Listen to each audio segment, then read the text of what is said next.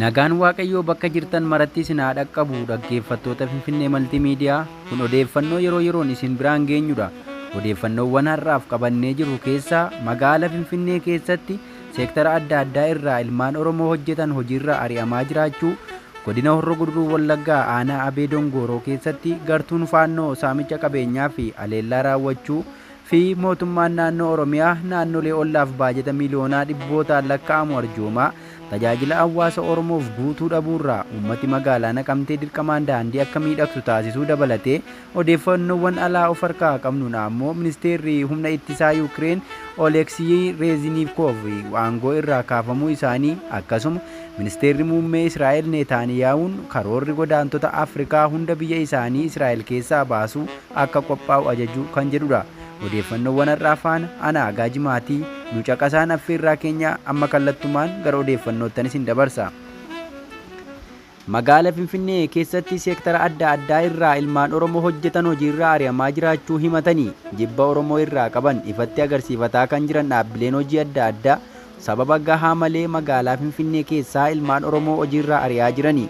Waanuma Oromoo ta'e qofaaf baankii Niib Intarnaashinaal irraa ari'amuu kan nu hime obbo Taarikuu Dhugumaa kadhannaaf gara magaalaa Naqamteetti waldaa araaraa deemuuf imalee baatii tokkoof torbee lamaaf waraana mootummaan qabamee hidhamuu dubbate. Namni kun akka jedhetti sababa gahaa malee shakkiif qabamee hidhame. Erga hidhamees qoratamee nagaa ta'uun isaa mirkanaa'ee yakkarraa bilisa ta'uun mana hidhaarraa hiikame. Waajjirri poolisii aanaa Guutoo Giddaa nama kana qabee hidhes waraqaa ragaa bakka hojiisaaf katabuu hime. Ta'us xalayaa akka mana hidhaa ture dhiyeeffatus hojiitti akka hin deebine itti himamuu dubbate. Akkuman hidhameen guyyaa 5 booda walii galtee hojii waliin qabnu addaan kutuun dhaabbati baankii kun nama bakka buufatee kan jedhe obbo Taarikuu Dhugumaa miindaa isaas dhorkatamuun bu'aan waggaa akka hin laatamneef taasifamuu eere. Baankichi afaan Oromoon tajaajiluu akka fedha hin qabne kan dubbate namni kun dhimma tajaajilamtoota Oromoo irratti dhibdeen akka baankichaaf isa gidduu turellee dubbateera. Waanuma Oromoo ta'e qofaaf hojiirra ari'amee haala rakkisaa keessummeessaa jiraachuus caqase. Biyyattii keessatti dhaabbilee hedduun jibbiinsa saba Oromoof qabaachuun komatamu. Inumaa Itiyoo Telekoomii fi Saafirikoom dabalatee dhaabbileen biyyattii keessatti socho'aa jiran Oromoo irraa fayyadamaa hojii keessatti dhiibbaa saba keenya irraan gahaa jiraachuu irra deddeebiin gabaafamaa tureera. Gabaasatti aanee qabnuun godina Horroo Guduruu Wallaggaa aanaa Abee Dongooroo keessatti gartuun faannoo saamicha qabeenyaa fi haleellaa raawwataa jiraachuun dubbatame. Loltoonni faannoo Horroo Guduruu aanaa Abee Dongoorootti haleellaa raawwachuun magaalaa guddoo aanichaa qabachuun himameera. Humni ilaalcha finxaalessummaa tarkaanfachiisu faannoon aanaa Abee Dongoorootti haleellaa raawwachuu fi magaalaa guddoo aanichaa qabachuuf gandoota akka Botoroo Booraa, Gulaantee, Tulluu Gaanaa fi Alii keessatti wal ijaaraa akka jiran gabaasame. Gareen olaantummaa Amaaraa deebisuu fi Oromummaa dhabamsiisuu irratti xiyyeeffachuun bobba'e kun magaalaa aanaa Abee Dongooroo irraa kiiloomeetira 15 fagaattee kan argamtu magaalaa Gulaantee keessatti wal ijaaraa kan jiran yoo ta'u bulchaan aanaa Abee Dongooroo obbo Tasammaa Shoonee dhimma kana osoo beekuu callisuu isaa hawaasni komateera. Godina Horroo Guduruu Wallaggaa aanaa Abee Dongooroo gandoota garaagaraa keessatti saamichii fi ajjeechaan humni finxaalessi faannoon adeemsifamu hammaatuu fi humni kun haleellaa banuuf qophaa'aa jira jedhameera. Magaalaa aanaa Abee Dongooroo qabachuuf humnoota waraanaa gandoota garaagaraa keessatti walitti qabaa jiraachuu kan dubbatu gabaasichi qaamni mootummaa sochii garee kanaa osoo arguu callisaa jira jedhani. Gareen farra saboota Itiyoophiyaa ta'e faannoo nagayya 30 bara 2023 aanaa Abee Dongooroo ganda Tulluu Mootii jedhamu keessatti haleellaa raawwachuun qonnaan bultoota 20 irraa waan isaan qaban saamuun namoota 2 kan maqaan isaanii Taarikuu Waaqumaa fi Dhaabaa Waaqee jedhaman ajjeesuu maddeen himaniiru.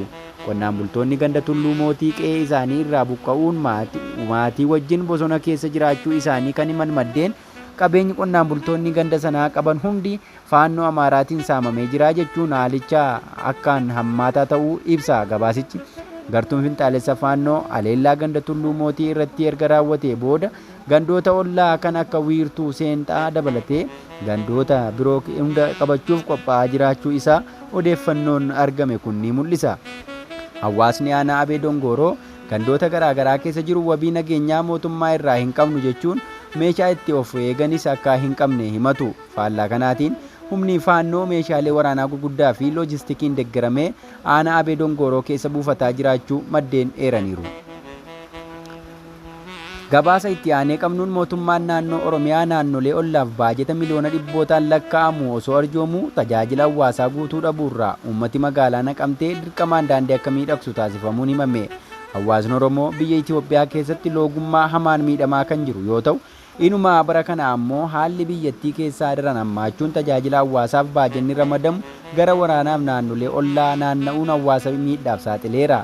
Baruma dhiyoo pirezidaantiin mootummaa naannoo Oromiyaa obbo Shimallis Abdiisaa naannoo Amaaraaf qarshii miliyoona 100 arjoomuun faannoo akka leenjisan taasisuun isaa ni yaadatama. Faallaa kanaa tajaajila hawaasaa guutuu malee hanqachuun inumaa hawaasni Oromoo akka daandii miidhagsu taasifamaa jira.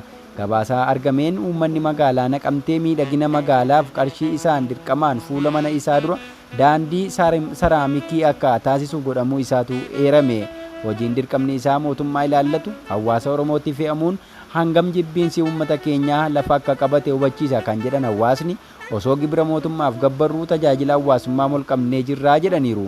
Waggoota 5 asii Oromiyaa keessatti tajaajila hawaasaa hojjechuun kan dhaabbate yoo ta'u, baajetii waggaa dhimma tajaajila hawaasaa daandii, hospitaalaa fi mana barumsaa dabalatee bu'uuraalee misooma Oromiyaaf ba'u gara waraanaatti naanna'uu isaa irra deddeebiin gabaafama. Kana irraa ka'uun daandiin suphiinsaa dhabuun hawaasa aanaaleef godinaa akkasuma magaalaaf baadiyyaa addaan kutee jira. Deessuun ariitiin yaala argachuu dhabuun dhukkubsataan sababa daandiif magaalaa ga'ee yaalamuuf hanqachuurraa miidhaa guddaaf uummati saaxilameera. Odeeffannoowwan biyya alaa keessaa ammoo ministeerri humna ittisaa Yuukireen Oleksii Reznikov aangoo irraa kaafamaniiru. Sababni aangoo irraa kaafamuu ministeera humna ittisaa Yuukireen kun malaammaltummaa dhiyeenya kana qondaaltota Yuukireen biratti babal'achaa jiruun kan walqabatu ta'uu fi dhiisuu isaa ifatti wanti beekame akka hin jirretu himame. Reznikov fulbaana bara 2022 yeroo Raashiyaan weerara eegalte irraa eegalee itti gaafatamaa humna ittisa biyyattii ta'uun hojjechaa turani. Pirezidaantiin Zeleniskiin haasaa kaleessa galgala taasisaniin waraana kana keessatti mala haaraa barbaachisa jedhanii waan amananiif ministeericha aangoo irraa akka kaasan dubbatanii. Ministeera aangoo irraa kaafame bakka bu'uuf kaadhimamanii kan jiran Restem Umerov jedhamu. Umerov kanaan dura itti gaafatamaa abbaa taayitaa qabeenyaa fi maallaqaa mootummaa Yuukireen turanii. Sabaayimaaleen Yuukireen akka gabaasanitti ministeerri humna ittisaa Oleksii Reznikov amma aangoo gadhiisan kun Londanitti ambaasaaddara Yuukireen ta'uu maluu jechuun gabaasaa jiru.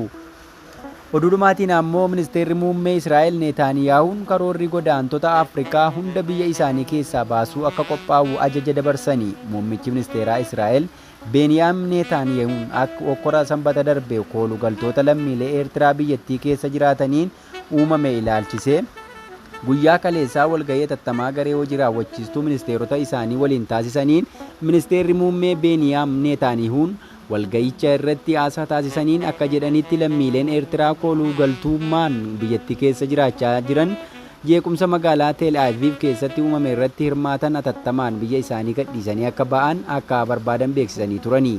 Akkasumas baqattoota Afrikaa Israa'el keessa jiraatan hunda biyya isaanii keessaa ari'uuf karoorri akka qophaa'u ajajuu isaanii Associated Press gabaaseera. Egaan dhaggeeffattoota keenyaa odeeffannoowwan nuti har'aaf qabanne kana fakkaata. Fuula miidiyaa keenya Finfinnee Maltiimiidiyaa like, share, subscribe gochuun yeroo yeroon nu hordofuun dagatinaa dhaamsa keenya.